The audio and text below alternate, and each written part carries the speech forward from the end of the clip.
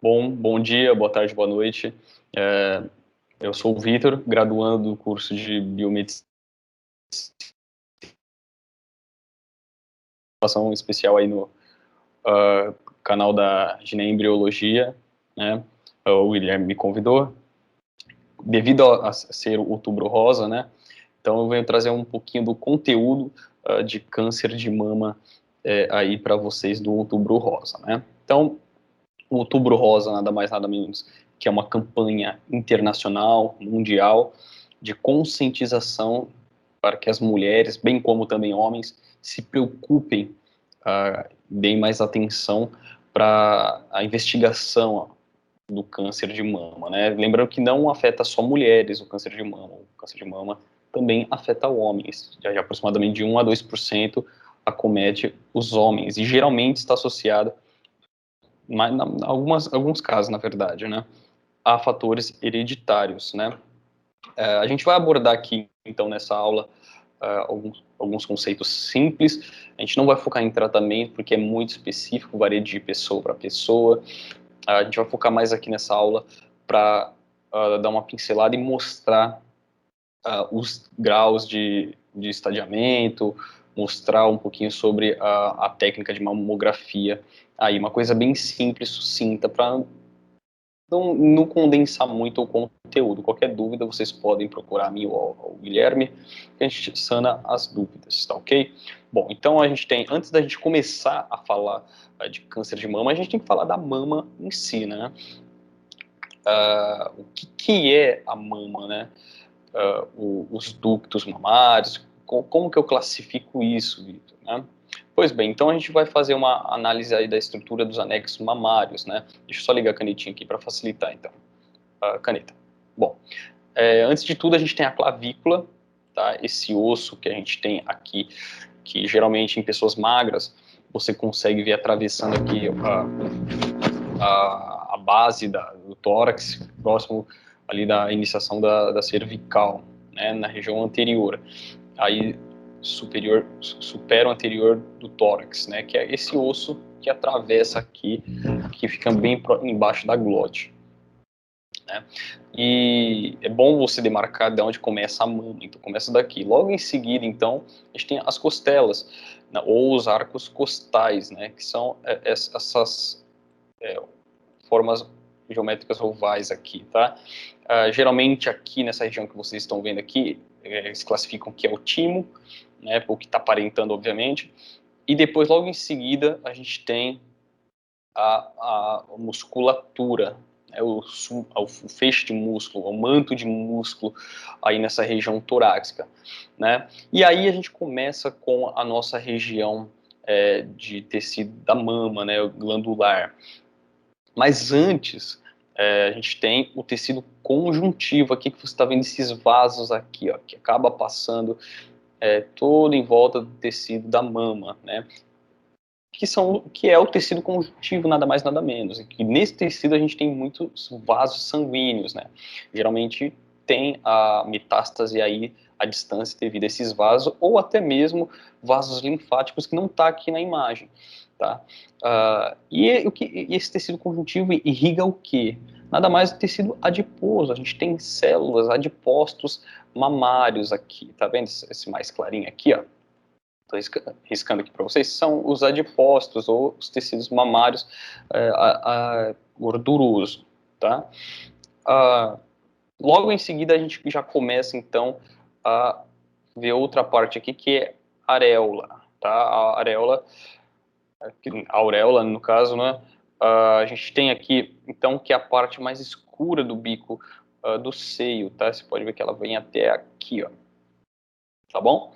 E a gente tem o mamilo, tá? Que é por onde sai o leite ou algumas secreções, tá bom? Logo em seguida, mais adentrando os mamilos, né, o canal que sai o leite é chamado ducto de leite ou região ductal, onde vocês estão vendo aqui, ó, que eu estou grifando aqui para vocês. Aqui é a região ductal, tá? E aí em si, depois da região ductal, a gente tem a região lobular, ou chamada de glândula mamária, né, que geralmente a gente pode ver que o câncer de mama dá aqui nessa região também, pode dar em outras, pode, mas está mais específico, focando aqui na região lobular e na região ductal. E depois a gente tem a pele, então, né, algumas metástases, pega a pele, e aí vocês vão ver uma coisa bem desarranjosa, né, descongruente aí com o comum que a gente vê. Bom, mas a princípio, o que é o câncer de mama, né? A gente geralmente costuma falar que é um tumor, tá? Mas a gente tem que saber classificar o que é tumor benigno de tumores malignos. Ambos, a palavra tumor, que é um conteúdo, um aumento de massa, que significa tumor, é a mesma coisa praticamente que neoplasia. Neoplasia significa uma proliferação nova de células, né? Se eu falar que é um tumor benigno, é a mesma coisa que eu falar uma neoplasia benigna. Né? Se eu falar que é uma neoplasia, um tumor maligno, é a mesma coisa que eu falo que é uma neoplasia maligna. Então eu levo em consideração para vocês. Câncer é só neoplasias e tumores malignos, tá ok? Alguns casos, tumores benignos pode vir a se proliferar e receber estímulos para virar malignos, né? Mas eu não vou entrar nesse detalhe, que é uma aula bem complexa, mas pode sim ser uma lesão precursora aí de neoplasias, tá?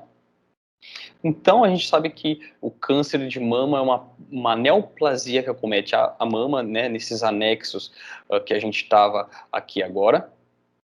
Né? Geralmente, como eu falei para vocês, é uma neoplasia que acontece aqui nessa região lobular ou ductal, mas pode pegar outras áreas, assim como pode gerar metástases, tá? Ou seja, metástase é a célula da mama neoplásica, ela migra para outro local, ou seja, por exemplo, a célula que você tem um câncer aqui nessa região do lobular, aí pegou esse vaso sanguíneo aqui, por exemplo, que está no tecido conjuntivo e viajou para a corrente sanguínea até um outro órgão, por exemplo, o pulmão, né? Geralmente uma metástase aí que pode acontecer assim como o externo, o osso externo, mas vamos pegar o pulmão. E aí você só consegue diagnosticar até então o pulmão. Então, vou dar um exemplo bem simples aí para vocês, se fez aí, tá com tosse, com sangue, que é chamado de hemoptise, você acaba achando um nódulo pulmonar. E aí você faz uma broncoscopia com biópsia, né? Você biopsia, você arranca um pedaço daquele nódulo pulmonar, e aí o médico patologista, o patologista vai analisar em microscópio aquela célula e vai ver que é um tumor secundário, né, uma neoplasia secundária maligna, que veio da onde, de acordo com a característica daquela célula? Da mama, né? E aí a gente já sabe que tem um tumor na mama, porque a gente viu células da mama, características da mama, né? Tecido, por exemplo, aqui que eu falei para vocês, que é o tecido lobular, células lobulares da mama, no pulmão, né? E aí você vai fazer a investigação, aí o médico vai solicitar a investigação da mama. Né? Muitas vezes pode acontecer isso, assim como também não pode, porque às vezes o tumor de mama pode ser não silencioso, né, comparado ao de pulmão. Tá? Então, é basicamente isso daqui que vocês vão ver. Obviamente, eu gosto de trabalhar com essa imagem, desculpa, porque é uma imagem gritante, vamos dizer assim, sofrida, né? Isso daqui, quando eu tinha achado essa fotografia de relato de caso, é uma paciente em situação de rua, que não teve os devidos cuidados e chegou a esse nível de estágio final disseminado do câncer de mama. Mas isso daqui tudo é câncer de mama sim, tá, gente? Tudo isso aqui é câncer de mama, tá? Você pode ver que tem lesões necróticas, ruborizada, enfim. É bem triste mesmo. E eu uso essa imagem mais para mostrar para vocês que tem gente que chega a esse nível, assim, como eu já vi aí no dia a dia trabalhando com pacientes assim, tá?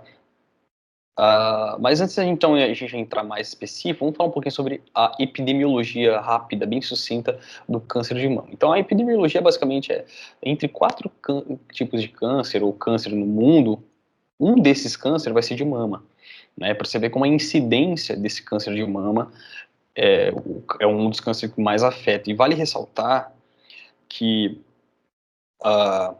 aqui no Brasil, bem como no mundo inteiro, uh, não é o tipo de câncer que mais afeta hoje, na atualidade, as mulheres, né? Antigamente você falava que era o câncer de mama, assim como o de próstata para os homens. E hoje não é assim, tá? O primeiro que está afetando a população é o câncer de pele, tá? E segundo, nas mulheres afeta o câncer de mama e nos homens o câncer de próstata, tá? Então, é que eu não coloquei aqui para vocês, mas vamos respeitar essa colocação. Primeiro, câncer de pele para ambos os sexos, e para a mulher a mama, que é o segundo, e para o homem próstata, tá? E aproximadamente 10% dos cânceres de mama tem caráter ou origem fatores hereditários. Mas, Vitor, como que é assim fatores hereditários? Ah, eu tenho um filho, eu tenho uma prima, uma tia que teve câncer de mama, ou a minha avó teve câncer de mama, e minha mãe teve câncer de mama. A gente tem que fazer uma análise minuciosa para caracterizar como hereditariedade, né? Porque é muito difícil clinicamente você diagnosticar um câncer hereditário de um câncer familiar. Aí você vai falar assim, mas como assim, Vitor, câncer hereditário familiar não é a mesma coisa? Existem síndromes hereditárias que têm a causa de câncer de mama, assim como existe câncer familiar que às vezes nem acaba sendo de origem hereditária. Aí você vai falar assim, nossa, mas como assim? Às vezes aquela família tem hábitos, por exemplo, epigenéticos ou alimentares, no caso, que influencia aquela família em si a ter certos tipos de câncer, né? Por exemplo, mama. Geralmente, que eu recentemente tive uma aula de microbiologia, a gente sabe que tem parabenos. Parabenos são conservantes alimentares que simulam estrogênio. E a gente pode caracterizar como tumor familiar é aquela pessoa, aquela família que consome muitos alimentos que contém esses parabenos, e aí acaba pipocando alguns cânceres de linhagem somática, que não está focado na linhagem germinativa, mas também pode aparecer uma incidência de novo na família e gerar o caráter hereditário, mas aí vai ter que entrar para uma análise genética da família toda, para a gente poder caracterizar como hereditário. Então, 10% dos cânceres de mama são hereditários, tá? Então, aqui no Brasil, né, o Brasil, na verdade, está entre os 10 países que mais tem casos de câncer de mama, para vocês verem, né, e os fatores são gigantescos para esse tipo de câncer de mama, mas as regiões mais afetadas de câncer de mama no Brasil, o Norte, o Nordeste, o Centro-Oeste são os mais afetados na questão de mortalidade, né, diversos fatores alimentares, hereditários, enfim, são fatores aí que afetam mais essas regiões, essas três regiões aí do país, em questão de mortalidade. E é de se esperar, assim, em algumas questões, porque a gente sabe que grande parte dos centros oncológicos, né, e acessibilidade do tratamento está na região sul e sudeste, né? Por isso que você acaba vendo, muitas pessoas acabam migrando dessas regiões para procurar tratamento aqui, né? E às vezes o câncer está tão avançado que a pessoa acaba morrendo, né? Não digo que esteja daquela primeira imagem que eu acabei de mostrar para vocês aqui, mas pode ser que ela tenha o câncer, já gerou metástase, mas não está naquele nível, tá? E aí a pessoa acabou desenvolvendo o câncer e gerou a taxa de mortalidade, tá? Bom, então, já falamos muito um pouquinho aqui da epidemiologia do câncer, né, um pouquinho da hereditariedade, enfim. Então vamos falar então agora da carcinogênese mamária, né? Aí eu fiz um resumo bem sucinto também, e são 3 etapas que a gente tem aí na carcinogênese mamária, né? Que é a fase de iniciação, né, no caso acontece uma mutação, aí pode ser química, física ou biológica, até mesmo hereditárias de uma única célula, né? Da célula tronco mamária, né, uma única célulazinha, que ela vai começar a se proliferar. E aí entra a questão da promoção, né, da fase da promoção. O que é essa fase de promoção?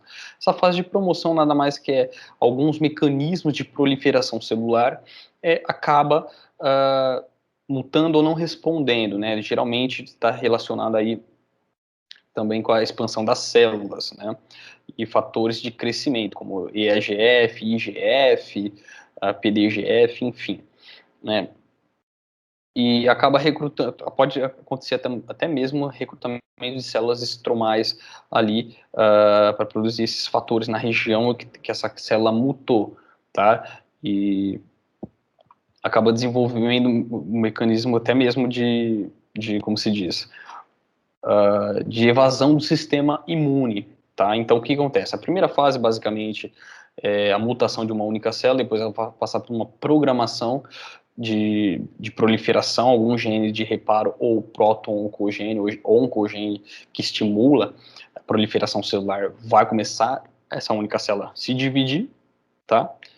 E aí a gente tem a fase aí da progressão, tá, galera? Que acontece, atinge seu ápice ali, essa proliferação celular de acordo com a promoção, e aí ela começa a invadir tecidos, o tumor acaba saindo do seu limite de contingência ali da proliferação celular, e aí acaba gerando, então, as metástases, né? Aí é como a gente vê aqui, ó, a progressão é caracterizada pela multiplicação descontrolada e irreversível da célula, podendo gerar, assim, até a metástase, tá, gente?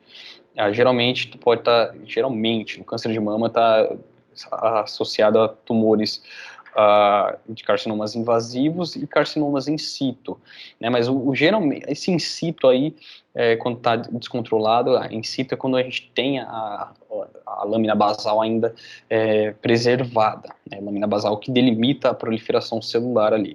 Quando essa lâmina basal se rompe, aí começa a invaginar e adentrar os tecidos, aí gerando metástase tanto local quanto podendo gerar metástase à distância, né? Onde a célula migra para outro local. Basicamente é isso, essa carcinogênese aí resumida, né? Uma célula única muta, outros genes de reparo começam a estimular essa célula a proliferar, e aí essa progressão aumenta o tamanho da proliferação de células, que começa a invadir tecidos, né? Aparecendo sinais e sintomas, beleza?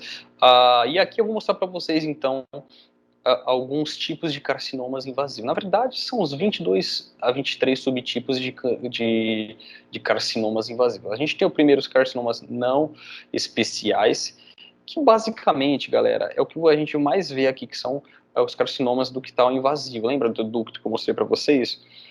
Então, geralmente são os ductal invasivo, tá? Ou a gente caracteriza como adenocarcinoma, quando também pega o ductal e a glândula, né? Ou o carcinoma em si. E a gente tem aí os carcinomas invasivos especiais, que é o carcinoma lobular invasivo, o tubular, lembra do lobular que falei, que é aquele saquinho, parece lóbulos, o cibriforme, mucinoso, carcinomas de achados medulares, né? O carcinoma com diferenciação apócrina, carcinomas com diferenciação em anel de Siné, né, que produz aí, como se diz, esse carcinoma parece que produz mucina, aparentemente, né, carcinoma micropapilífero invasivo, tá, carcinomas metaplásicos sem tipo especial, tá, carcinoma inflamatório também, que é bem comum de você ver aí nesses casos especiais, juntamente com o lobular, carcinoma de mama bilateral não sincrônico, ou seja, o bilateral não apareceu ao mesmo tempo, tá? O mesmo apareceu assim, bilateralidade, apareceu primeiro em um, aí pode ser que tenha tratado ou não, ou ele foi tratado na verdade, e aí depois apareceu na outra mama, então a gente chama de não sincrônico, tá?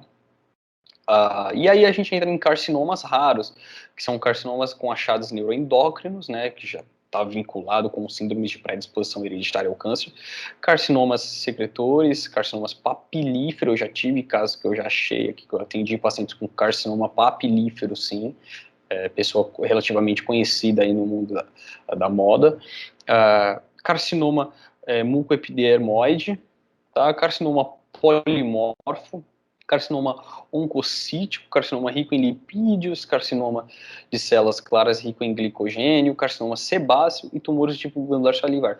E também a gente tem aí, que eu não coloquei na lista, mas a doença de Paget, tá? Que é meio complicado de explicar aqui agora para vocês, porque o nosso tempo é escasso, mas basicamente são esses 22 a 23 subtipos aí que a literatura médica descreve que existe, tá? E como eu falei para vocês aqui do nosso adenocarcinoma ductal invasivo, ele acaba então sendo o mais comum, tá? Então, como ele é mais comum, aproximadamente de 40% a 75% desse adenocarcinoma a população desenvolve, né, de 40% a 75% a população desenvolve. E a característica, geralmente, desse adenocarcinoma, pelo menos no tumor em si, né, olhando ele por métodos diagnósticos, enfim, é que 90% deles acaba apresentando bordas espiculadas, ou seja, bordas em pontinhas assim, né, como se fossem agulhas, espículas, né, espinhos, né, vamos dizer assim, tá, espiculadas. E é bem comum, na verdade, galera, ele aparecer antes dos 40 anos. Quando você acha ele dos 40 anos, antes dos 40 anos, precisa passar por uma análise e um acompanhamento minucioso, tá? Que eu vou mostrar basicamente o que vai ser orientado em questão de diagnóstico por mamografia. Não vou entrar em questão hereditária, como eu falei para vocês, tá? E aqui é um adenocarcinoma ductal invasivo. Tá? Na verdade, eu peguei só a característica, não seria ductal em si, mas esse aqui seria um adenocarcinoma com espículas, né? Você pode ver que são ranhuras, espinhos assim, ó. Tá vendo? Ó? Aqui, espinho, espinho, espinho, espinho. Tá vendo? Que parece que ele tá bem enraizado, vamos dizer assim, no tecido mamário. E aí essa característica é que ele é espiculado, como eu falei para vocês. Bom, então a gente falou do principal câncer de mama, bem como eu citei alguns aqui. Mas aí eu te pergunto, quando devemos suspeitar de câncer de mama, né? Existem 8 etapas aí de sinais e sintomas que eu vou mostrar para vocês, mas isso você vai fazer na avaliação, da autoavaliação da mama, né? Mas a autoavaliação da mama nem sempre vai pegar algumas questões de diagnóstico, né? Muitas mulheres também, às vezes, não fazem a autoavaliação da mama. E é recomendável que você faça essa autoavaliação da mama, principalmente, por exemplo, quando você está tomando banho, lavando a mama, e já começa a subir aqui para as axilas, né? Aqui em volta da barriga, na região epigástrica, também onde tem alguns linfonodos, região cervicais também, bem como axilares, tá? E quais são os 8 sinais e sintomas? A mudança no tamanho ou formato da mama, tá, galera? Quando às vezes uma mama tá maior e a outra tá um pouquinho menor. Mas não é uma via de regra, porque o lado do ser humano não é igual. Mas quando tem uma coisa aberrante ou gritante ou bem desproporcional, é bom você ter uma atenção. Tá? Uma vermelhidão ou coceira na pele ou no mamilo também pode ser uma característica de câncer de mama que você deve ter atenção. Né? Vazamento de um ou de ambos os mamilos, produzindo secreção, às vezes amarelada, às vezes esbranquiçada, ou às vezes incolor, né? Geralmente é amarelada e esbranquiçada, né? E é bom você ficar de olho. Aí até mesmo em alguns casos tem até sangue, né? Mas é muito difícil. Mas é bom até você ficar de olho, tá? Como falei para vocês, o inchaço das axilas ao redor da clavícula também aqui para vocês, tá? Aqui na região do cervical também, e axilar também podendo ir para a região epigástrica, né? O que é menos comum de se achar. Nódulos de espaçamento que pareça diferente, né? Algumas características da mama que está bem irregular, que você acha que está bem diferente. Mudança na textura como enrugamento, covas, que eu vou mostrar para vocês aqui um exemplo, tá, na próxima imagem, que é a característica de textura da mama está bem diferente do comum, né? Mudança de posição formato do mamilo, né? Geralmente o mamilo vira reverso, ou seja, ele adentra, né? Vou dar um exemplo esdrúxulo aqui e bobo, mas serve de referência. Às vezes o mamilo ele fica parecendo um umbigo de pessoa que tem o umbigo para dentro. Então ele entra, tá? Então a gente chama de mamilo reverso, né?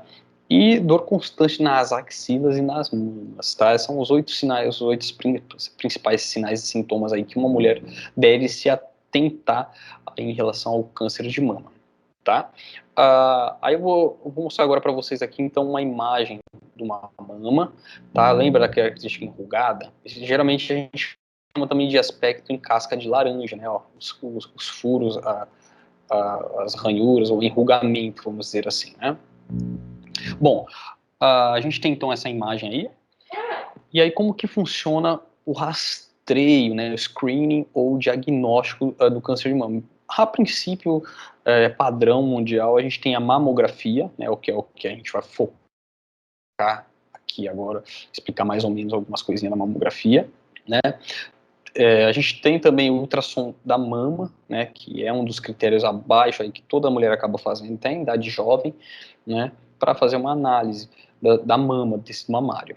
A gente tem também, em caso de ressonância magnética, é menos usual, pelo que eu venho vendo e acompanhando, é menos usual. PET scan, é bem analisado, principalmente tumores que consomem glicose, né, porque o PET scan são pósitos que são associados a moléculas de glicose para analisar a reação metabólica do tumor, e aí acaba brilhando na máquina, né. A gente tem também a biópsia, que é o padrão ouro aí para determinar se é câncer ou não, né. Vale ressaltar que a COR e a PAF são métodos de análise, até mesmo de coleta do material, são diferentes, porque o que significa PAF? PAF é punção por agulha fina, a punção aspirativa por agulha fina, desculpa. E a COR é a biópsia mesmo, propriamente dita, guiada por ultrassom. A PAF é mais barata relativamente, mais acessível, só que a acurácia do exame é bem baixa, né? A gente até, se não me engano, chega até aos 35% de acurácia. Já a COR biópsia, né, já tem uma acurácia maior aí para você analisar e ter a resposta pelo material que você colhe, né? Então, geralmente, na maioria dos casos, você colhe sim, então, uma core biópsia, que você tem um ultrassom, né, você tem o eletrodo, desculpa, eu esqueci o nome, o mecanismo que você acaba utilizando lá para fazer o ultrassom, e aí que você tem a agulha, é uma pistola na verdade, galera, uma pistola que é inserida na mama, e o médico acaba olhando pelo ultrassom, se está pegando na região certa, e ele dispara essa pistola. Dentro dessa pistola, libera como se fosse uma pequena presilha que vai abocanhando ou cortando os pedaços do tumor e guardando dentro desse cano aí dessa pistola, um cano gigante, e aí acaba guardando esses fragmentos aí, em fitinhas, como se fosse fios aí, tiras, né? Pequenas tiras, que vai ser analisado então, sim, blocado e analisado em parafina aí na anatomia patológica para saber qual o tipo de tumor, se é tumor mesmo, tá? O PAF a gente consegue ter uma resposta sim, consegue diagnosticar o câncer, mas é aquilo que eu falei, a acurácia ainda é baixa comparado com a core biópsia, tá? Deixa eu ver aqui, e é isso mesmo. E a mamografia nada mais que é um exame de imagem, né, como a gente pode ver aqui, aqui a mulher aqui, ó, e a imagem aqui, ó, quando você vê essa imagem aqui de uma mama radiográfica com essa, como se diz, essas árvores aqui de radiação, desculpa, como se fossem raízes ali na mama, a gente tem então a mamografia, né? Vale ressaltar que a mamografia ela acaba tendo emissão de radiação, raio-x, de radiação ionizante, é como se fosse um raio-x mesmo, só que é emitido por um mamógrafo. A mama, a mulher se posiciona de frente para o mamógrafo, onde tem uma placa embaixo, que ela acaba colocando suas mamas em cima, e aí vem uma outra parte que acaba pressionando bem forte a mama, até muito desconfortável para as mulheres, pelo que elas relatam, e pressiona essa mama. E na hora que pressiona, acaba emitindo a radiação para como se fosse um raio-x, para mandar para a chapa de raio-x e ter essa imagem aí, né? Para a realização da mamografia em si, a gente tem critérios para realizar, não são todas as mulheres que podem realizar mamografia, tá? E a gente tem a diferença de mamografia diagnóstica e mamografia de rastreamento, tá? A mamografia diagnóstica, geralmente, galera, está empregada para mulheres abaixo dos 40 anos, abaixo dos 50 para 40 anos, na verdade, aí, que tem algum nódulo, alguma suspeita aí, tá? A mamografia em si, eu queria deixar bem claro aqui também, porque se mulheres mais velhas se faz a mamografia? Porque a mamografia não pega muito bem em mamas densas, né, vamos dizer assim. Em mamas relativamente de mulheres novas ou com o tecido mamário preservado, né, com um conteúdo mais denso. Então, geralmente é empregada aí para as mulheres de 50 anos para cima ou de 40 anos para cima, de acordo com o protocolo aí que vocês vão ver, né? Mas, então, por isso que um dos grandes motivos que a mama é mais densa em mulheres novas, né? Mas também mulheres mais novas são mais sensíveis a essa radiação se ela tem mutação no gene BRCA1. Então, por isso que também não é empregado, porque às vezes a mulher tem essa mutação do BRCA1 e você está estimulando com radiação e é um problema. Então, não é recomendado também. Então, por isso que se faz acompanhamento com ultrassom. Mas se há necessidade de mulheres novas, que eu vou mostrar para vocês aqui mais para frente, tem que fazer sim, tá? E beleza, então na imagem, geralmente quando você vê essa imagem aqui que vocês estão vendo aqui, ó, né? Ah, quais são algumas características desses nódulos na mamografia? A gente tem a forma redonda, que é o formato, esse formatinho branco aqui, ó, que vocês estão vendo, né? A forma ovalada, que é mais deitadinha, uma lobulada, né? Como se fosse uma nuvenzinha ali na imagem, e a irregular, que geralmente tem bastante da irregular, tá, galera? Até mesmo no ultrassom você acaba vendo bastante dessa irregular. Aí as margens aqui em volta, o contorno dessas bordas do tumor, você acaba tendo as circunscritos, né, que é bem delimitadinho, né, os borros ou obscuras, né, manchadas, fica difícil de você definir como que é, parece manchas ali em volta do contorno. A microlobulada, que além de ser lobulada, pode ser microlobulada. As mal definidas, né, também, que às vezes você tem que saber como que tá as calcificações aqui, para você saber, é bem difícil até diagnosticar, assim, tem que ter uma destreza muito grande a pessoa para diferenciar dos borrosos, né, obscuras, de mal definidos. E as características espiculadas, tá, que a gente tem que ficar bem atento, como eu mostrei para vocês aí, as características espiculadinhas ali do tumor, que parecem espinhas, por isso que tem aqui essas características de espinho, tá? Bom, mas quais são os critérios para o rastreio aí do câncer de mama? Vale ressaltar, galera, que eu me baseei no CRB, né? Que é a escola Colégio Brasileiro de Radiologia, né, nosso aqui, que também ele se baseia também na BIRADS, assim como na Sociedade Brasileira de Mastologia. Bom, o rastreamento populacional população por mamografia, desculpa, se baseia assim, população em geral é menor que 40 anos, não é indicado o rastreio de mamografia, tá? Por aquelas questões que eu acabei de falar para vocês.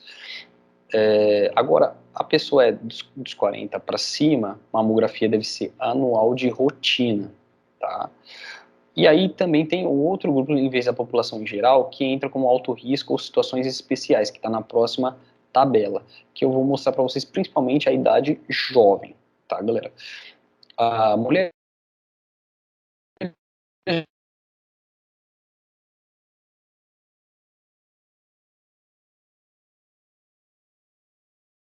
anos, tá?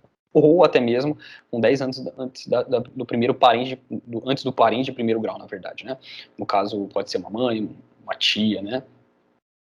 Ou vice-versa, enfim. Na verdade, desculpa, na verdade, vice, né? Região anterior, parente de primeiro grau.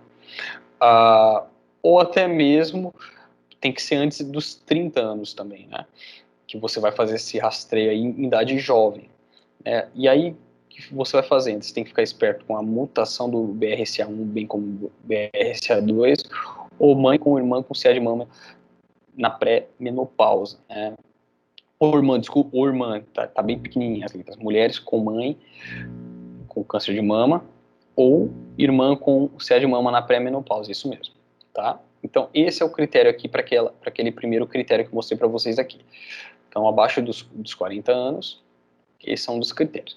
Eu não coloquei aqui, mas mulheres acima dos 70, se não me engano, 75 anos, tem que tomar muito cuidado como que a mulher está, tá? Para você fazer isso. Às vezes ela tem lesões na mama, o corpo não aguenta, e não é bom você ficar fazendo mamografia, tá? Mas, basicamente, são esses grupos, tá? E aí eu vou entrar uma questão que eu gosto bastante aqui. Geralmente a mulher de mama, e ela mesma abre e acaba lendo. Mas não significa que ela vai se automedicar ou se autodiagnosticar. Não, sempre vai ter tem que buscar um médico especialista ou um médico para passar as informações corretas, obviamente, tá? Mas vou mostrar para vocês a tabela aqui e vamos ver o que descreve aí. Bom, como vocês sabem, o BIRADS, deixa eu até buscar aqui, só um momentinho. Nem lembro quais são as siglas, mas é Breast Imaging, quer ver? Breast Imaging Report and Data System, tá? Breast Imaging Report Data System, tá? Que significa a caracterização radiológica desses tumores aí que quando acaba encontrando, tá? E essa categoria em si, essa categorização vai de 0 a 6, tá, galera? Que a 0, basicamente, você não tem critérios aí para caracterizar que há uma probabilidade de câncer, né? Você só vai acompanhando o paciente aí para fazer mais exames complementares de imagem, quando é categoria 0. Na categoria 1, BIRADS 1, já é negativo, o rastreamento é de rotina, né? E não tem nenhum risco de malignidade. Bom, BIRADS 2, você tem achados benignos, lembra dos tumores benignos que eu falei para vocês? Que pode ser lesões precursoras ou pré-cancerosas simples, que você tem que fazer uma análise. Mas aí você vai fazer também o rastreamento de rotina, onde também não há nenhum risco de malignidade, de acordo com o BIRADS, tá? Já na categoria 3, até coloquei asterisco aqui para vocês, ó, foquem nesses asteriscos aqui, já é achados provavelmente benignos, né? Mas o acompanhamento é de curto prazo, de 6 meses, ou dependendo da conduta clínica que o médico avaliar sua, por isso que você vai procurar um médico sempre para te dar essa posição. E a probabilidade de ser um câncer é de 0 a 2% para ser ter o risco de malignidade. Então, você tem de 0 a 2%, né? Para algumas pessoas, 2% é muito, né? Aí já entra na categoria já que você fica um pouquinho com medo, tá? Que é a categoria BIRADS 4, que é achados já suspeitos, né? Dentro dessa categoria temos subcategorias A, B e C, né? A é a suspeita baixa, né? A B é a moderada e a C é a suspeita alta. Se você tem parente ou amigo que tem a categoria BIRADS 4C, é bom que você já fique atento aí, essa categoria, tá? E sempre, o diagnóstico não vai ser mais de imagem, tá? Acompanhamento de imagem, vai ter que ser diagnóstico tecidual, ou seja, biópsias, tá bom? Porque a gente precisa saber se é um achado mesmo suspeito ou não. E qual o risco, a probabilidade desse BIRADS 4 ser câncer ou não. Bom, vale ressaltar que a categoria gira em torno entre maior que 2% e menor que 95%, até 94% aí. Então, é bem amplo aí que você tem que fazer a análise da biópsia para saber mesmo se é câncer ou não, tá? Na 4A, o risco é de 2% e a 9%, né? De 2 a 9%, para a categoria BIRADS 4A.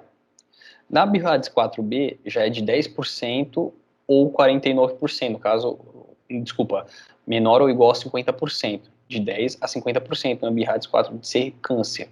Já na C, aqui que mora o perigo, né?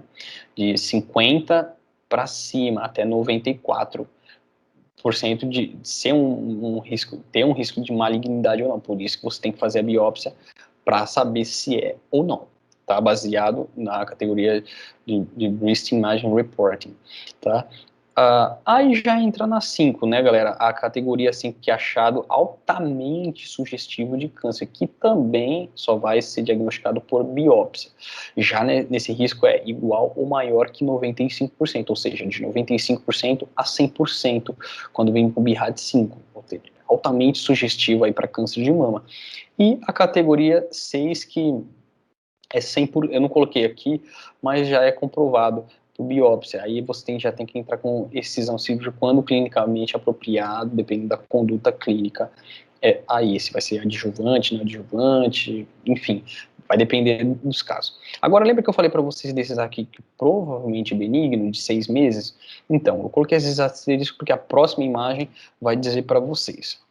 A categoria BIRADS 3, naquela parte de fazer o exame após 6 meses, acompanhamento de 6 meses, somente da mama alterada, você vai analisar se a lesão está estável dentro do período de 6 meses. Se ela estiver estável, você vai manter a categoria 3 e realizar um novo exame após mais 6 meses, né? Se após 6 meses complementou um período de 12 meses. Aí você vai analisar esse exame que você solicitou. Se dentro de 12 meses continuar estável, você vai manter a categoria categoria BIRADS 3 e vai realizar um novo exame após 12 meses. Ou seja, aqui já passou um ano, e depois de mais um ano você vai fazer outro exame de imagem, no caso mamografia. Se continuar estável, você já muda a categoria para BIRADS 2, vai ser mudado para BIRADS 2 e realizar um exame anual de rotina. Mas se dentro desses processos de análise, né, entre um exame e outro, dá uma lesão modificada, um exame alterado, sugestivo de malignidade, aí vai ser categorizado como BIRADS 4 ou BIRADS 5, que vai se recomendar a biópsia, né? Se está aí nessa lesão de categoria 3, como eu falei para vocês, porque aí se está 3 e está alterado, ou vai ser 4 ou vai ser 5, né? E aí por isso tem que fazer a biópsia. Então essa foi a observação que eu fiz aí da mamografia para vocês, que é um exame também aí muito solicitado nessa idade de 40 anos para cima, até 74 anos, né? 70 anos, enfim, né? Também temos o ultrassom de mama, que é o exame mais utilizado aí desde quando a menina tem a sua menarca, né, até aí acompanhar junto da mamografia, né, se ficar ali lado a lado com a mamografia como auxiliar de diagnóstico. Não emite radiação porque são ondas sonoras, como se fosse um sonar que vai mandar a onda sonora na mama e vai analisar, essa onda vai propagar para frente, ela vai analisar quais são os anexos ou estruturas que estão ali na frente dele e vai devolvendo feedback em resposta em imagem, né? E ele não emite radiação, então é uma forma bem segura, por isso que aquelas mulheres abaixo dos 40 anos fazem bastante ultrassom. E muitas mulheres também têm tumores benignos, que são caracterizados como fibroadenomas, né? A gente tem, que, como eu falei para vocês, ele acaba complementando a mamografia, né? Muitas mulheres realizam primeiro a mamografia e onde a mamografia não pega, porque a mamografia também não pega todos os tumores, tá, galera? O ultrassom da mama acaba sendo complementar posteriormente, tá? Bom, e aí a gente chegou aqui na nossa prevenção do câncer de mama, né? Como que eu previno o câncer de mama, né? Eu acabo evitando bebidas alcoólicas, a gente sabe que o álcool é sistêmico no nosso corpo, quando ele entra na nossa corrente sanguínea, ele vai para todo o tecido, até porque o álcool vai para o sangue, e esse sangue vai fazer hematose tecidual, vai se perfundir nos tecidos. E aí nessa hora que pode acontecer lesões em material genético, né? A gente sabe que a realização de atividades físicas regularmente também pode prevenir a aparição de não só câncer de mama, mas como outros tipos de câncer de mama, outros tipos de câncer, desculpa, né? A amamentação diminui o risco para você vai estar estimulando o trabalho dessa mama, né? Bem como, por exemplo, o estimular a próstata também, né? A redução, galera, aqui, ó, tem muitos artigos que falam da obesidade, principalmente entre a fase da adolescência e na fase adulta. A obesidade já está relacionada, assim, com câncer de mama, né? Principalmente com relações de hormônios, né? Você tem que cessar o tabagismo, isso não é nem de hoje que a gente já sabe que o tabagismo influencia bem mutagênico, até porque tem aproximadamente 4.700 toxinas, né, no alcatrão aí, que é mutagênico e carcinogênico. Isso não é de hoje que a gente sabe, mas aí você tem que passar por um acompanhamento aí para você, um tratamento específico para você largar esse tabagismo aí, tá? A dieta alimentar regulada, né, como eu falei para vocês, daquele câncer familiar que pode vir a cometer aí de ter parabenos ou algum concentrado, hormônios, enfim, que possa vir a estimular a proliferação dessas células, tá? e cessar o uso de contraceptivos orais. Por quê? Existem algumas características, que eu não entrei aqui em detalhe, que alguns tumores têm receptores positivos de estrogênio, né? E as mulheres, geralmente, com esses contraceptivos orais, tomam uma bomba de estrogênio, né? E se aquele tumor ou aquele nódulo benigno, por exemplo, que tiver ali, tem um receptor de estrogênio, você está alimentando, de certa forma, assim, aquele tumor, né? E aquele tumor vai continuar se proliferando se ele usar o estrogênio como seu mecanismo aí de mutagênico, né? De transição mutagênica, né? A lesão vai sofrer mutação.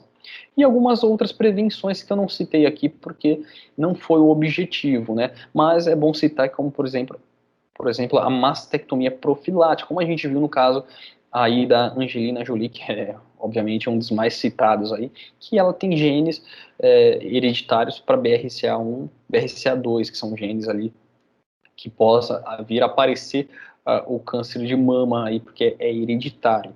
E aí, para evitar a proliferação desse câncer, ou a aparição desse câncer, a gente faz a mastectomia profilática, assim, bem como até ofurectomia, né, que remove os ovários, porque o BRCA também é expresso aí também nos ovários, né. E a quimioprevenção, não é muito recomendada essa quimioprevenção aí, porque que é muito empregado aí, o tamoxifeno, né? O tamoxifeno tem os seus efeitos colaterais, é um quimioterápico oral, né? E não tem muitos efeitos colaterais, principalmente, se não me engano, câncer de endométrio, né? Então tem que ficar muito esperto. E imunoterapia, que é a sensação nova no momento, que é inibidores de PDL1, né?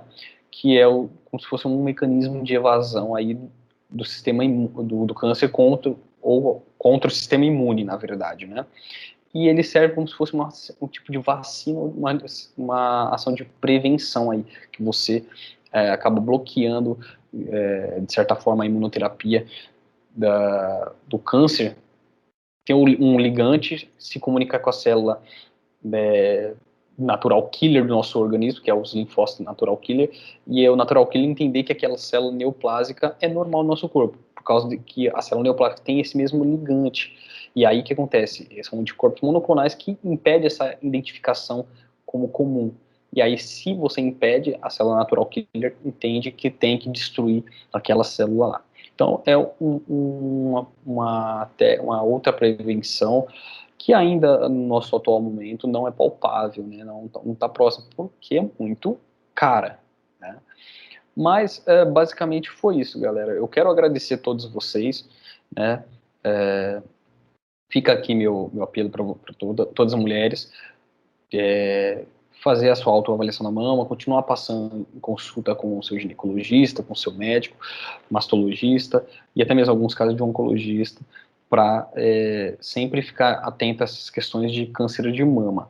Tá? Eu dei essa aula bem simples para vocês, só para a gente se atentar, porque o câncer de mama é muito extenso, né? Eu poderia falar de todos os cânceres aqui, mas eu quis só ser dar uma pincelada e deu mais de 40 minutos aí de aula, né? Mas eu quero deixar um abraço aí para o Guilherme, que decidiu o espaço, aí chamou a gente para fazer parte aí do canal, trazendo essas informações aí para vocês, tá? Então deixa o like aí, compartilha esse vídeo, é muito importante, né? Como vocês sabem, passar informação. E esse é um conteúdo informativo e científico, tá? Então, até a próxima, tá, galera? Até mais.